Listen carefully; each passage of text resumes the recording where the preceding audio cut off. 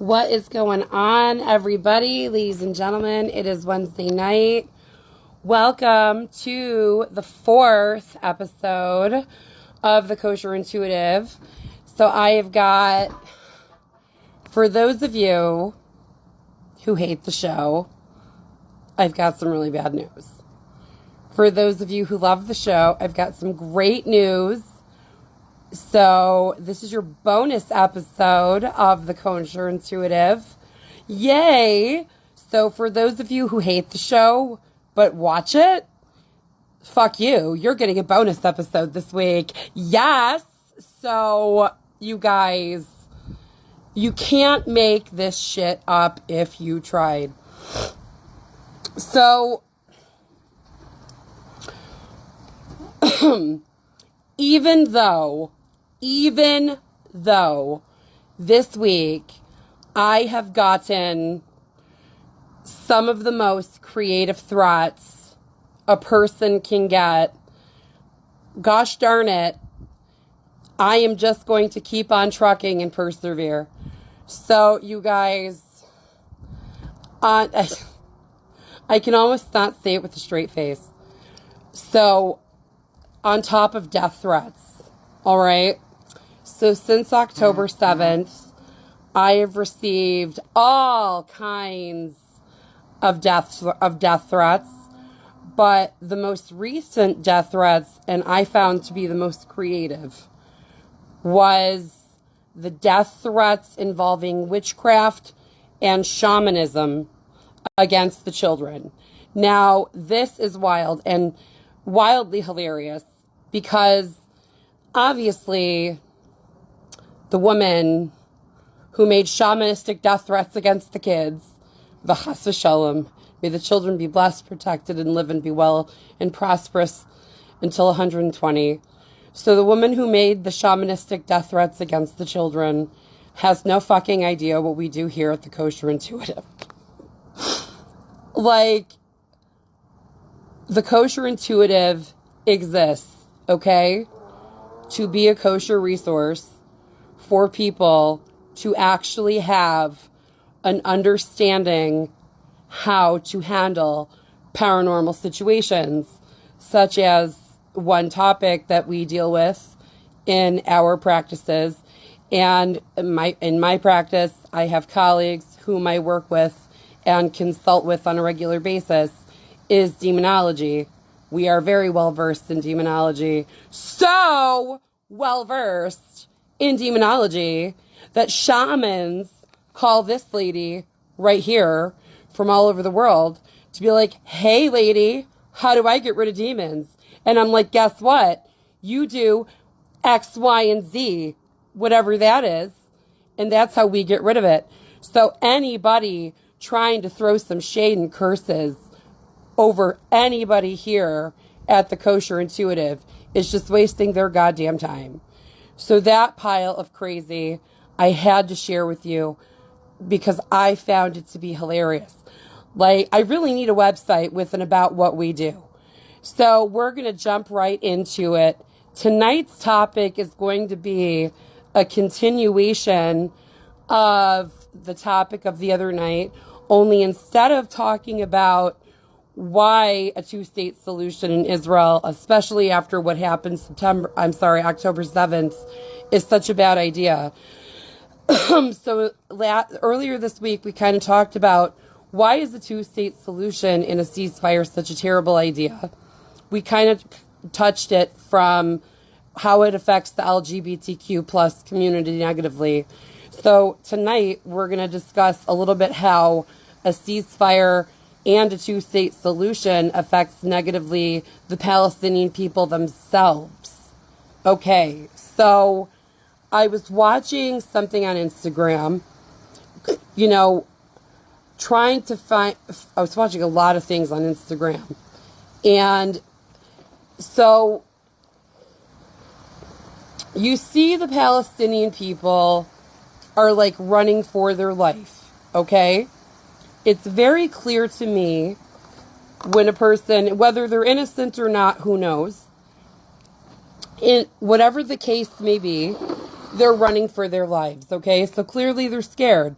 So if somebody is running for their life, that is a clear indication to me that this person probably doesn't want to die, right? So one of the big wigs at Hamas gave an interview recently, and after I record the show, I will go back onto Instagram, and when I upload the video onto YouTube, I will put, when I post it back onto Facebook, I will post some of these interviews that I've seen on Instagram in the comments, so you can kind of see what I've been watching. Now, what's interesting is these important officials who are essentially making the decisions for Hamas are looking at the Palestinian civilians as martyrs. Now, that is, what? Who in the hell are you to decide these individuals need to be martyrs for your cause? Well, that's what happens when you have Hamas running a government. If Hamas decides the civilians are going to be martyrs for their cause, then that's just how that cookie is going to crumble. And F off to the people that don't wish to be martyrs. Another point that I found remarkably interesting, you see in the video, there is an Israeli tank securing a safe passage for the civilians to actually flee to get to a safe territory to avoid airstrikes. Now, why was that necessary, right? Why was that necessary?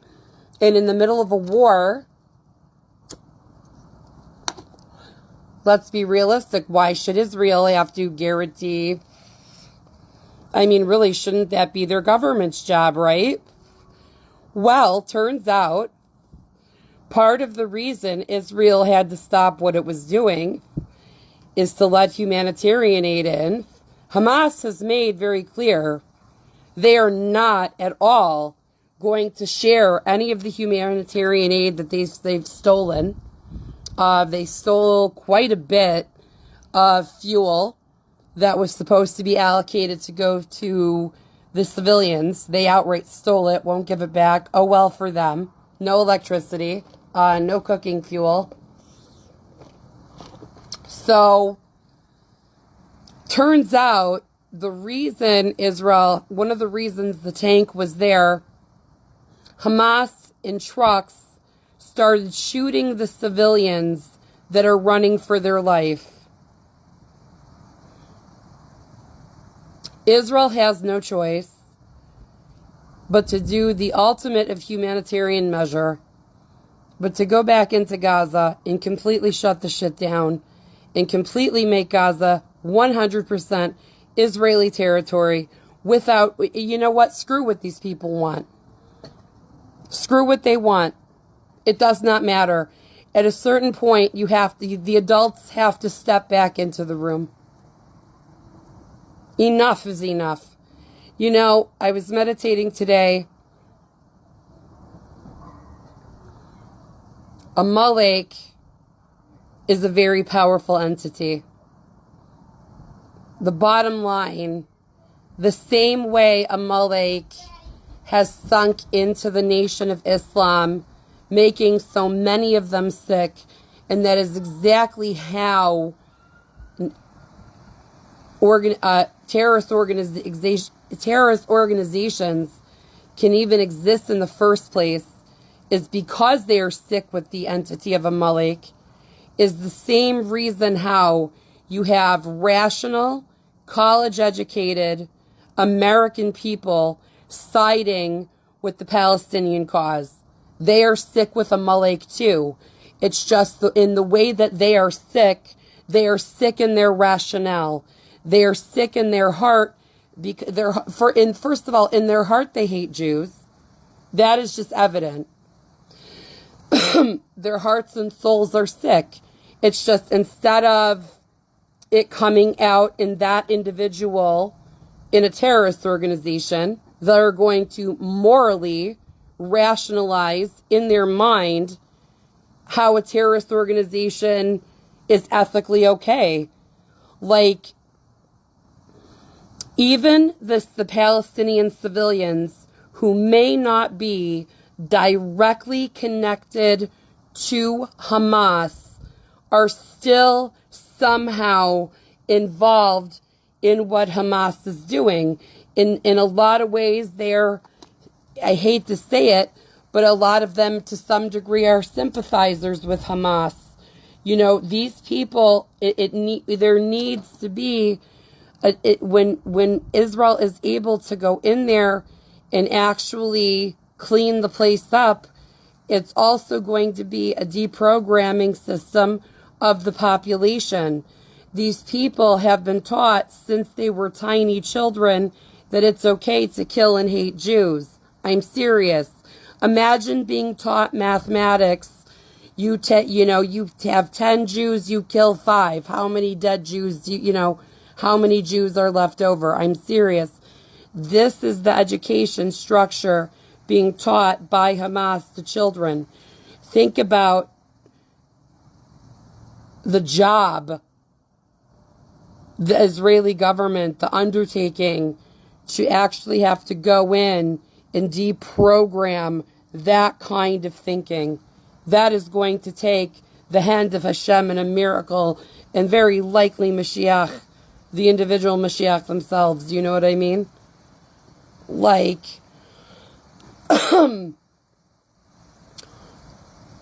this situation is so clearly, it is so clearly a Molech. I am being attacked for having this podcast by people that they happen to not be Jewish. They're hipstery, artsy, and a little bit stupid, but very educated people. And you tell them we're having a meditation to kill a Molech, not inviting them to the meditation. It's an invitation on my Facebook. Everybody's invited, right? What does this have to do with you? Telling me I'm spreading hate? I said, excuse the hell out of me, but our understanding of a Molech would be comparable to, dumbing it down as much as I can, to the Christian understanding of the devil. Like, why would you argue with someone who would be trying to kill the devil? You know what I mean? Because the bottom line is, the Amalek is so strong that once it gets into the heart, mind, and the soul of the person, the bottom line is, the person hates the Jewish person, regardless of what they say or do, regardless of what they're trying to do. If that makes any sense. That is what's going on here. It is the level of evil. We are watching good people turn evil. It's like watching people turn into zombies. That's the only thing I can think to compare it to. You're watching good people turn into zombies. Right now, the BLM people, the Queers for Palestine people, the hipsters with their, gas the Jews, from the rivers to the sea, horse shit. Right now, today, these people are your friends. Today.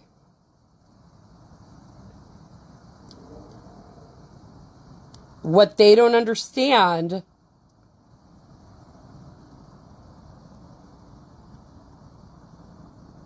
is the only thing binding them together is they're both heavily affected by Amalek, and they have a common enemy.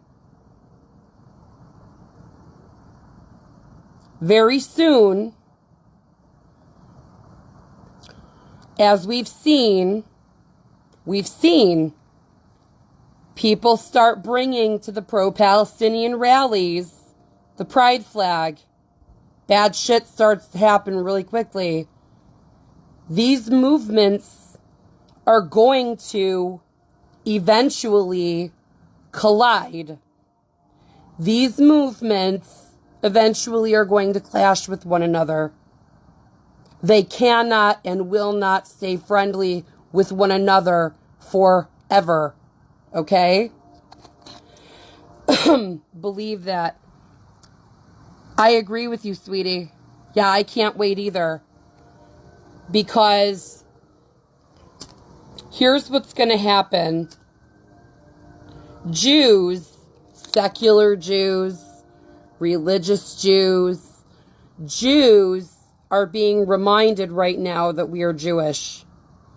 And that we have to band together in a way that we've never had to band together before. Not since the Holocaust. And we had a lot of disbelief before the Holocaust. We don't have disbelief anymore. Nope. No more disbelief for us. In the words of Katy Perry, I'm wide awake. My community, the Jewish global community, we're wide awake. And the handful of Jews that are calling for this ceasefire shit, they're sick with a mullock, and believe you me, Hashem will reckon with them in their time. Very dangerous to be a Jew calling for a ceasefire. Very stupid.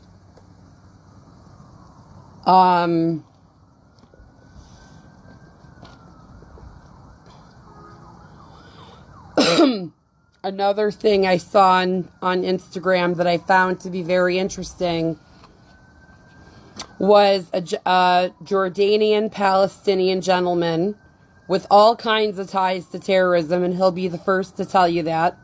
And like I said at the beginning of the show, I will post the links to these videos once I post this video from YouTube back onto Facebook. I will post these videos. So he was saying how Israel provides 500,000 Palestinians with jobs where they're making European wages as opposed to poverty and living with no wages. Now, I thought for sure he was talking about Gaza. No, he was talking about our friends over at the Palestinian Authority. Now, it's so funny because with the little bit of knowledge that I have on what life is like, what life is like being governed under the Palestinian Authority, it is not sounding like good news over there. Nope. You definitely don't want to be gay living over there. You'll spend the rest of your life living in the prison system. And as we discussed earlier this week on the show, there are not a number of amenities over in the Palestinian Authority prison. And I can only imagine what else they would put you in prison for in the Palestinian Authority. I can only imagine. I can't imagine you would be with the most saintly of people. I don't know.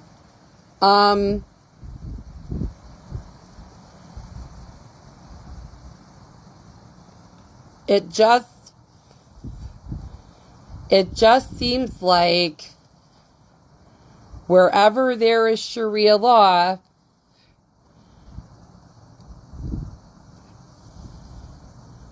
like, for example, I remember not that long ago when the Taliban showed up to Afghanistan.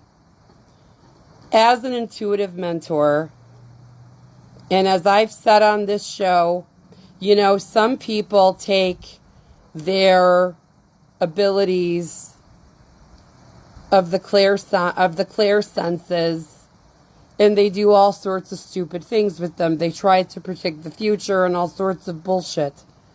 You know, that is simply just not what we do here. And I mean, I work with a network of women and you know, a few men who are on the clear senses spectrum. It's a spectrum, for crying out loud, like autism, for Christ's sakes. So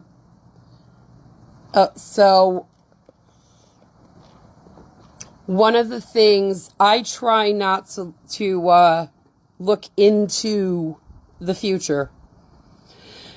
Then there are times where it is so evident that I cannot help it. Okay? I remember I was sitting in my bed watching the whole shit unfold, and I saw people, the Taliban had obviously showed up, and the citizens of Afghanistan, these were Afghanistan citizens, that were hanging on to the outside of the airplane. The outside. Okay? Outside. I just want to make sure we're crystal clear on that. Kabul airport. Taliban's in town. The Americans are exiting, and it is a shitstorm. People are literally falling to their death from the outside of an airplane. So just imagine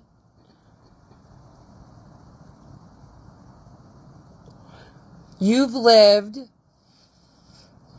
20 years, it was a 20-year war in Afghanistan where there was democracy, running water, Facebook, bathrooms, tampons, life. You didn't probably have a Starbucks, but there was some form of democracy. Hospitals, nurses, children were being given real education. 2 + 2 is 4, not you have 6 Jews, you kill 5 of them, how many Jews do you have left over? I'm serious, you guys. So Taliban shows back up. You've just had 20 years of freedom where if you don't want to wear a beard, you don't have to. You don't want to wear a burqa, you don't have to. You have to go to the supermarket, you're allowed. So these people had to make the decision, do I get murdered by the Taliban or take my chances holding on to the outside of an airplane? Hashem have mercy on their souls. May their souls dwell in this highest of heights to have to make such a decision. I hope they got whatever they even did in life. I hope they got no Gehenna to have to make that kind of decision, you know what I mean?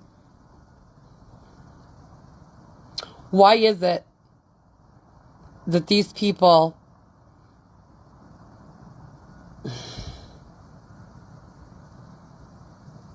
nobody should have to live this way? Nobody should have to live this way. When was the last time we heard from our buddies in Afghanistan? It's been a while, hasn't it? They don't appear to have Facebook anymore. I'd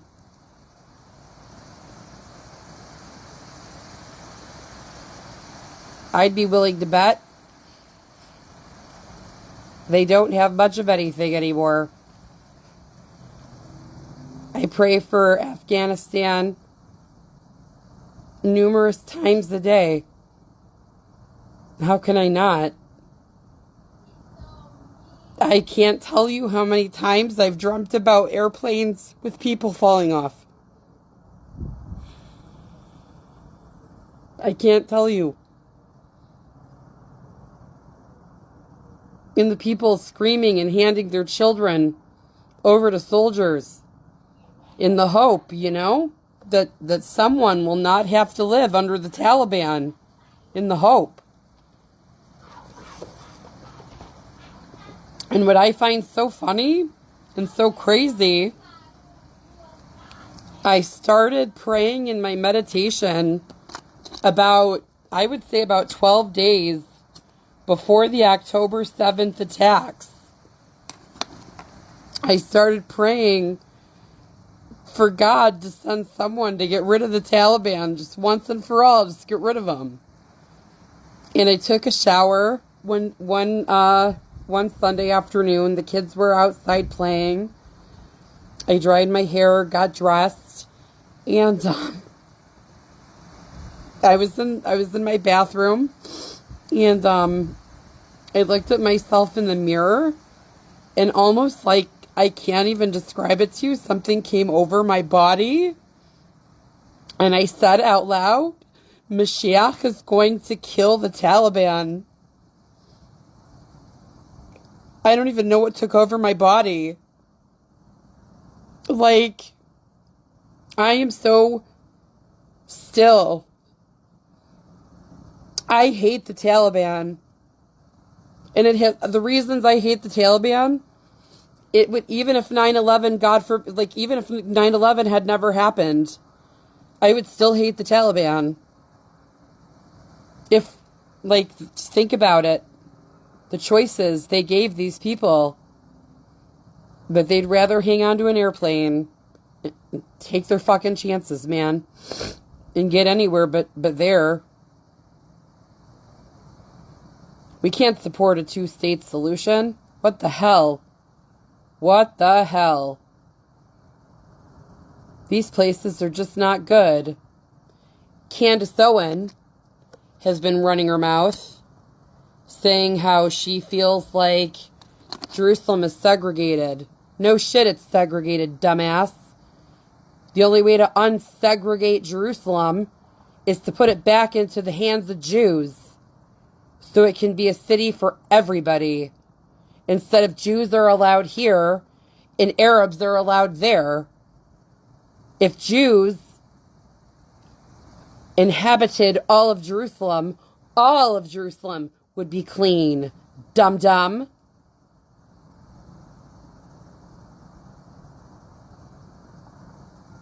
It is so time to pray with everything that we have for our Messiah.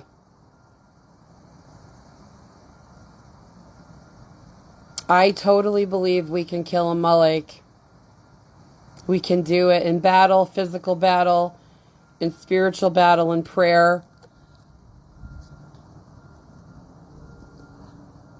We have to try.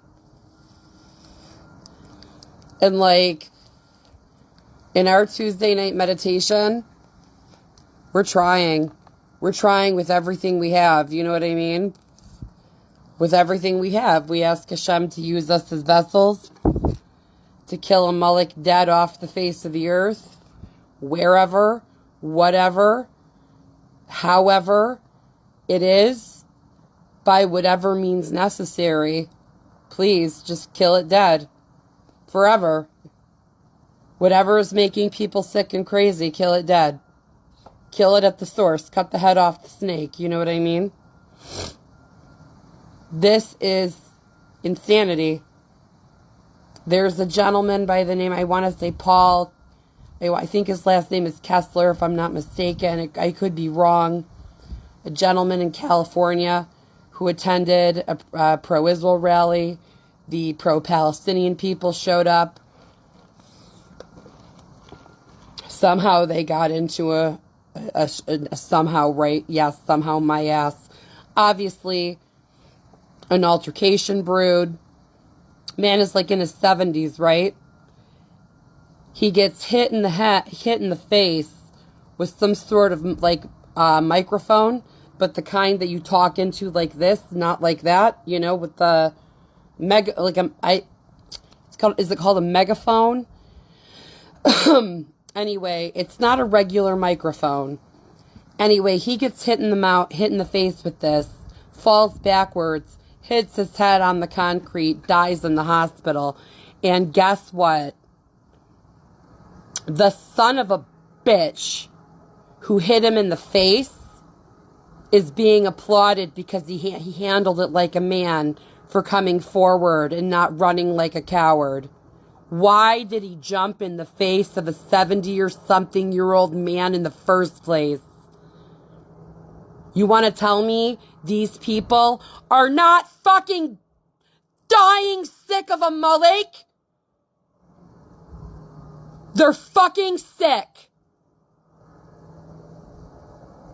We as the Jewish nation are the God's chosen people. We have a divine responsibility, and I have not yelled at Jews in a long time. Wake the fuck up. We have a divine responsibility to be a light among the nations. We have a responsibility to pray these people better, mind, body, and spirit, and that our God step in and rectify this. They're crazy. They're crazy and evil. They are so sick with Amalek. We call it Amalek. They call it the devil. They have Google on their phones. They're like, oh, we hear a Jewish word. It must mean something terrible. Yeah, dum-dum. You call it devil. Pile of stupid. You know how Amalek affects the drug cartels? They traffic drugs, right? We can all, can we all at least unite and agree the drug cartels are bad? Well, God, I would hope so. I'm not even going to talk about the drug cartels and the heroin crisis. That's just another topic. We, as the Jewish nation, have a responsibility to pray for everybody. People have lost their minds. We need to pray them well. We need to quit fighting with them on Facebook. Pray them well. Pray that the evil is destroyed. Pray for the Amalek to die. The entity, the evil, the energy, whatever it is, wherever it is, whoever it is, that God just lift it from their being and kill it dead. We need forever change and world peace. 70-something-year-old man gets hit in the mouth with this microphone shit, falls backward, hits his head, dies in the hospital, and we're going to applaud the murderer for being a man and saying, well, yeah, I did jump in the face of a 70-year-old man because he likes Israel and he should have had to die for it. These people are fucking evil. You couldn't get me to protest for nothing.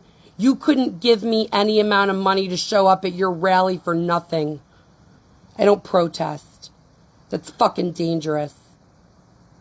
I do podcasts and Facebook posts for meditation and I already get death threats. Are you crazy? I'm going to go to a protest? So, no. No.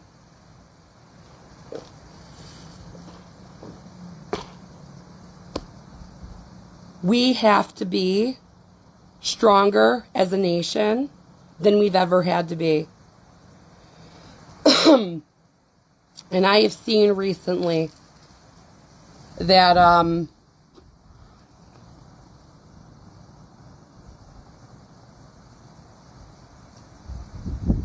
I've had to be strong for my kids, for myself, for my community. But I didn't realize until October 7th how big my community was. I didn't know how many people were going to need me. I didn't know. For real. People just wanting to know if I could do an energy read to see if their friend is dead or alive.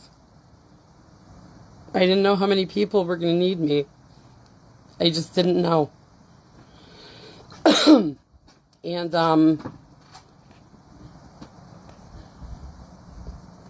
I cannot, in my right mind, and in good conscience, I just feel there should be a lot of discussion on the topic of how far this Sharia law should be taken and how dangerous it really is. It is, if they want to go, as Orthodox Jews, okay, we govern among ourselves, our halacha, our laws, right? If I don't want to keep halacha, my ex-husband, I like halacha, most of it. I am just not one of those Jews with many issues with Judaism. Not many. My ex-husband, on the other hand, is just a pile of nuts with all kinds of issues with God. So,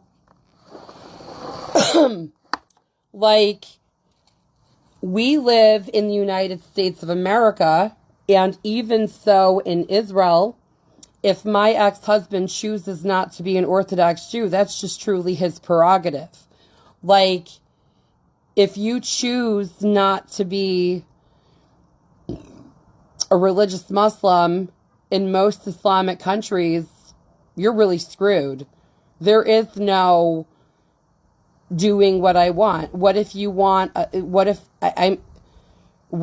you don't want to keep, what if you don't want to keep Muslim laws?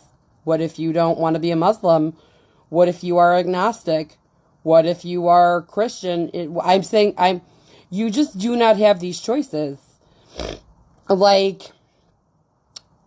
God, 14 years ago, I was talking to a girl who grew up Satmar, and she was talking about, and I don't agree with her. I think the way she handled, the way she was raised in a terrible Satmar situation, went off the derech and whatever. Thank God she's alive. That's all I have to say. But she put on a bathing suit for the first time and felt like she was able to own her identity and own her body. And, she was able to have that experience living in this country with our current laws. Even if she lived in Israel, she would be able to have that experience in that country with those laws. You are not having that experience in Gaza. You are not having that experience in Iran, I don't believe. In fact, they have modesty police over there. I just really wonder how well people fully understand when they say from the rivers to the sea and they're freeing something. Can we talk about at length what it needs to be freed from, what exactly is currently going on, what these people actually believe, what they actually do.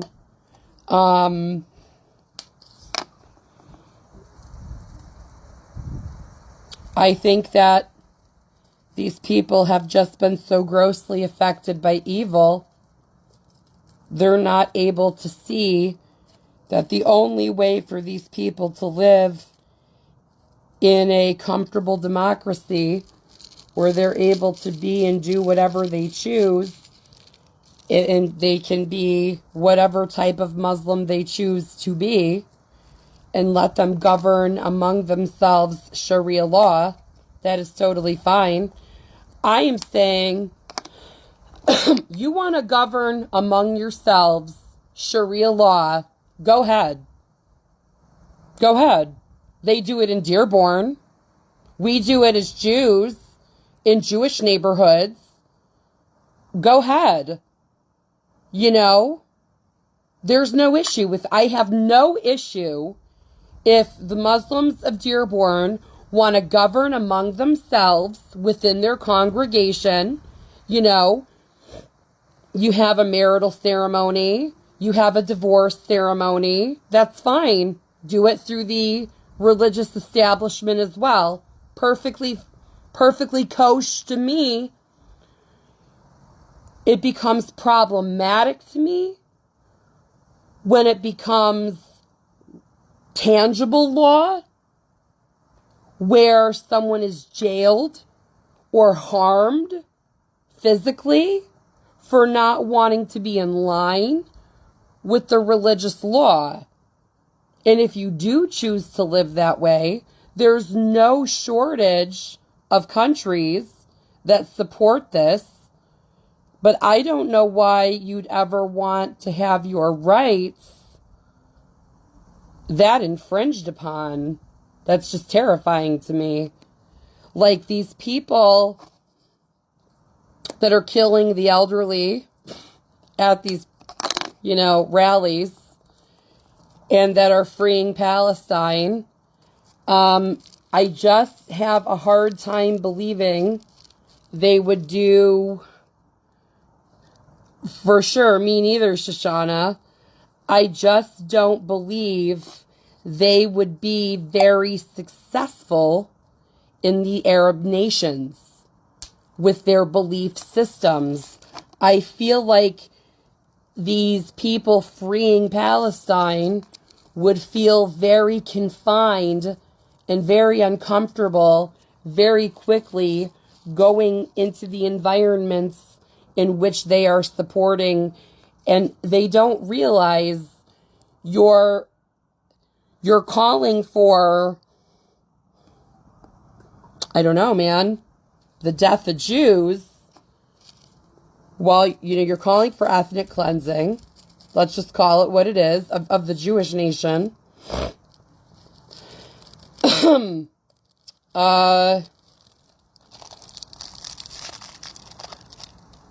Shoshana, you're right. They have no idea what it's really like. And if they went to these countries and started with their liberal bullshit, they would learn very quickly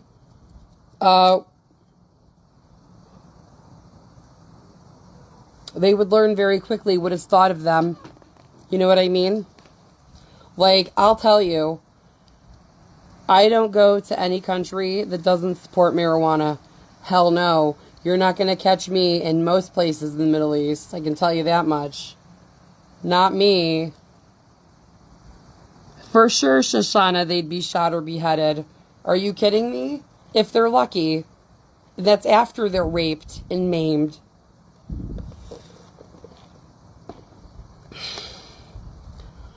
It just doesn't seem like, it's unclear. It's unclear if in Saudi Arabia the burqa is a mandate, but I think like the hijab is. It's unclear about the burqa. In Afghanistan, under the rule of the god-awful Taliban that should just be annihilated. So let me ask you seriously, if there's anyone freeing Palestine, can we free Afghanistan too? While we're freeing Palestine, can we free Afghanistan too, please? Or are we not interested in freeing them? I really want to see them free. They really badly. So if we could free them too, that would just make my day. God, if we could even free them first, that would be the icing on the cake. Are we allowed to hate the Taliban? Or is that, I'm not sure. I guess I'll find out soon. I haven't posted this video to YouTube yet. I guess I'll find out.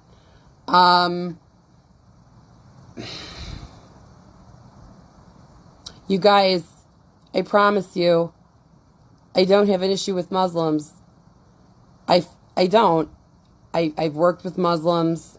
I work with Muslims. It's just not an issue with them. I'm saying where the countries where Sharia law seems to be prevalent, it seems to be heavily oppressive. These laws seem to be very extreme. They seem very frightening to me. They feel very triggering. I just don't see why. I don't feel like, as a Jewish person who's studied the Torah for such a long time, who has such a clear understanding of who Hashem is, okay? Like, these laws are just absurd to me. Like, for you to even think that God would want you to cut the hand off someone who stole something for making a bad decision in itself is lunacy to me. Like, I can't understand why somebody could say, I can't understand why, man, like, I actually heard an imam say to somebody, to say to the congregation, years ago when I was young, I used to work for an organization called Aisha Torah in Manhattan, and one of the videos, we were watching something, and an imam was telling the congregation that if you don't pray 5 times a day, you're lower than someone who prays 5 times a day but rapes his daughter. Seriously. I heard this with my ears. Yeah, this was like, almost, God, I was probably 21. But I mean, I heard this. What? Like, what? It's just mental. It's mentally ill. It's mentally ill. And I'm sure, that's extremism, and you find that in every religion. It probably is. I'm just saying there seems to be, for some reason, associated with this particular religion, a lot of extremism, and there seems to be a lot of what I'm hoping to be misinterpretation. I'm hoping. Why is it in Saudi Arabia, if a woman cheats on her husband? Listen, infidelity is wrong. Infidelity is a terrible thing. We shouldn't condone it, right? It's terrible. But why should a woman be stoned to death? What if she made a terrible decision? What if this was a bad decision? What if she's sorry for this decision, right? What if it was a bad choice? Not everybody who cheats is an evil human being. Why should she be stoned to death in Saudi Arabia, for doing this? Why? I guess I just don't understand why,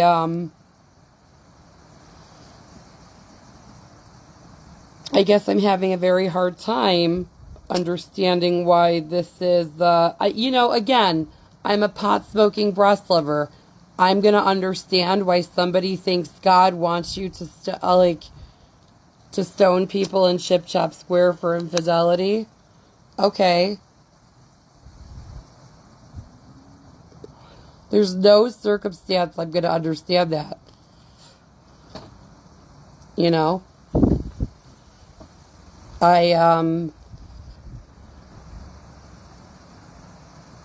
I'm trying to, I want to be respectful, I want to understand. I do. I genuinely want to understand. Right now I feel like I'm learning these things from a very extreme perspective, which is very relevant to what's going on today. We're seeing a lot of extremism. Eventually, I will be interested in understanding the lighter version of Sharia law, should it exist. I don't know that it does. I don't know that it doesn't either, by the way. But, I'm just finding these Sharia laws in the extreme versions, the extreme understandings of them, to be quite frightening. And I guess I just don't understand why they are not scaring more people. Mommy? I'm doing a podcast right now. And it is very concerning because it's become very clear to me that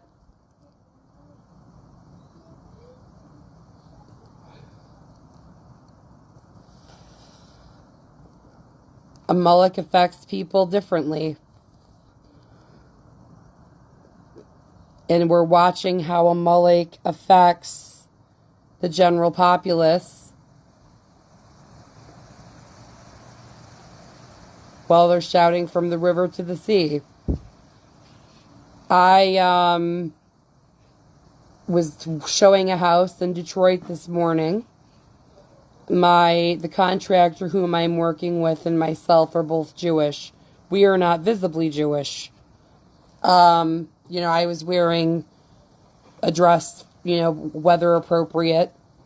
Again,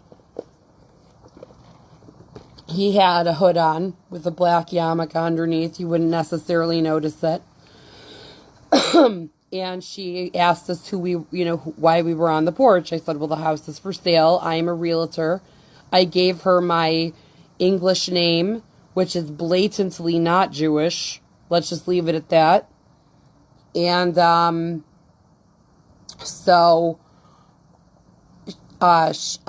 was something about her energy, and I said to the contractor, I've got an interesting feeling about this one. As soon as we left the house and I got back into the car, she puts up her Palestinian flag and it looks brand new. I bet you she just got it on Wish today, okay? I'm telling you, there is something about these hipsters that are supporting this cause. Their energy is off. They feel weird. There's something dark about them. There's something uncomfortable about them. There's something dangerous about them. And I don't know, man. We're gonna do our Tuesday night energy killing Amalek sessions until the fucking Beis Hamikdash stands and Mashiach is revealed. I think there's something bigger at play here. As a person who converted to Judaism, I have been told my entire Jewish life, the foundation of Judaism, for crying out loud, is to be a light unto the nations. I cannot imagine a better way to be a light unto the nations than to goddamn kill Amalek anywhere, wherever, whatever, whenever, however it is. Kill it dead. So while the army fights to kill it physically, we have an obligation through prayer and meditation to kill it spiritually. And stop it with this fighting at protest shit. Do we need to protest? Really? Do we? Put our lives in danger? I don't know. That's a question for the rabbis, maybe not for me. I would take my children into shark-infested waters full of blood before I take them to a protest right about now. Not going to do it. We're not putting ourselves in danger for nothing. Certainly not to accidentally get killed.